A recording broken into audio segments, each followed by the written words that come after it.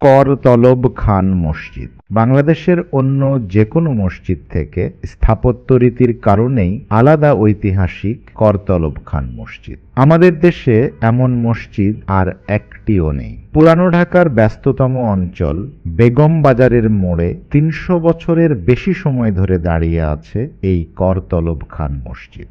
বাংলার প্রথম স্বাধীন সুলতান মুর্শিদ কুলি খান ১৭০০ থেকে ১৭০৪ সালের মধ্যে অনন্য এই মসজিদটি নির্মাণ করেন। কালের আবর্তে করতলব খান মসজিদটিকে এই নামে এখন আর কেউ চেনে না। স্থানীয়দের কাছে মসজিদটি বেগম বাজার মসজিদ নামে পরিচিত। ঐতিহাসিক কারণে করতলব খান মসজিদটির আলাদা গুরুত্ব রয়েছে। মোঘল আমলের যেসব স্থাপত্য নিদর্শন, বিশেষ করে মসজিদ, এখনো সারা দেশে টিকে আছে, করতলব খান মসজিদ তার মধ্যে অন্যতম এবং স্বতন্ত্র।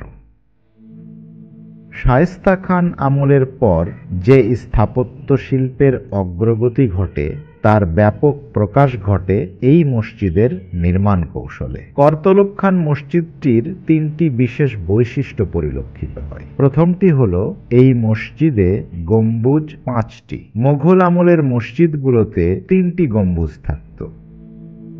দ্বিতীয়টি হলো মসজিদটির উত্তর পাশের দেয়ালে দোচালা ঘরের মতো ছাউনি দেওয়া একটি ঘর সংযুক্ত করা হয়েছে। ফলে মোঘল স্থাপত্য রীতির সঙ্গে বাংলার ঐতিহ্যবাহী গৃহশৈলীর সম্মিলন ঘটেছে এখানে।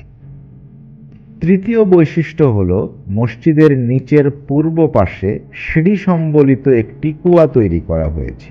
এখানে অজু করা হতো। কুয়াটি এখন আর নেই। সংরক্ষণ করা হলে এটি একটি অনন্য নিদর্শন হতে পারত।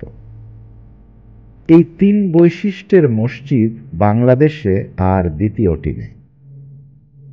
করতলব খানকে ইতিহাস চেনে মুর্শিদ কুলি খান নামে, যদিও এই দুটির কোনোটি তার প্রকৃত নাম নয়। ইতিহাসবিদদের অনেকে বলেন তার প্রকৃত নাম মোহাম্মদ হাদি। সম্রাট আওরঙ্গজেব ১৭০০ সালে তাকে করতলব খান উপাধি দিয়ে বাংলার দেওয়ান হিসাবে নিযুক্ত করেন। পরে তিনি মুর্শিদ কুলি খান উপাধি পেয়ে সুবাদারে উন্নীত হন। তিনি অনেকটা স্বাধীনভাবে বাংলা শাসন করেছেন বলে তাকে প্রথম স্বাধীন সুলতানও বলেছেন ইতিহাসবিদরা। করতলব খান মসজিদটির মূল ভবনের দৈর্ঘ্য ২৮.৫৬ মিটার এবং প্রস্থ ৮.২৩ মিটার। ছাদের মাঝখানে একটি বড় এবং দুপাশে একটু ছোট একই আকারের দুটি করে মোট ৫টি গম্বুজ রয়েছে। মসজিদের ভেতর ও বহিরাংশ চমৎকারভাবে অলংকৃত। এর মিহরাব ও প্রবেশপথের উপরে গম্বুজের চারিদিকে পদ্মপাপড়ির মার্লন নকশা ও প্যানেল নকশা দ্বারা শোভিত।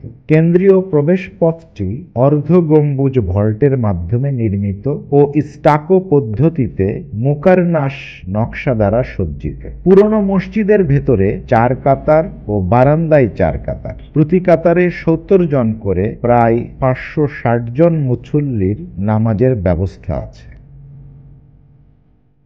তবে সম্প্রসারিত অংশ মিলিয়ে এখন এই মসজিদটিতে একসঙ্গে প্রায় ১৫০০-এর বেশি মুসল্লি নামাজ আদায় করতে পারে। ঢাকার জমিদার মির্জা গোলাম পীর এই মসজিদটি প্রথম সংস্কার করেছিলেন। পরবর্তী সংস্কারের সময় মুসল্লিদের নামাজের জায়গা সংকুলানের জন্য নিচের তলার কুয়াটি ভরাট করে ফেলা হয়। পুরানো মসজিদটি প্রায় ১ তলা সমান উঁচু বেদির ওপর নির্মিত। নিচের অংশে একসময় ঘোড়া থাকত, এখন কয়েক সারি দোকান করে ভাড়া দেওয়া হয়েছে। করতলব খান মসজিদটি বহুবার সংস্কারের ফলে যথেষ্ট পরিবর্তন ঘটলেও কিছু কিছু মৌলিক বৈশিষ্ট্য এখনো টিকে আছে স্বমহিমায়।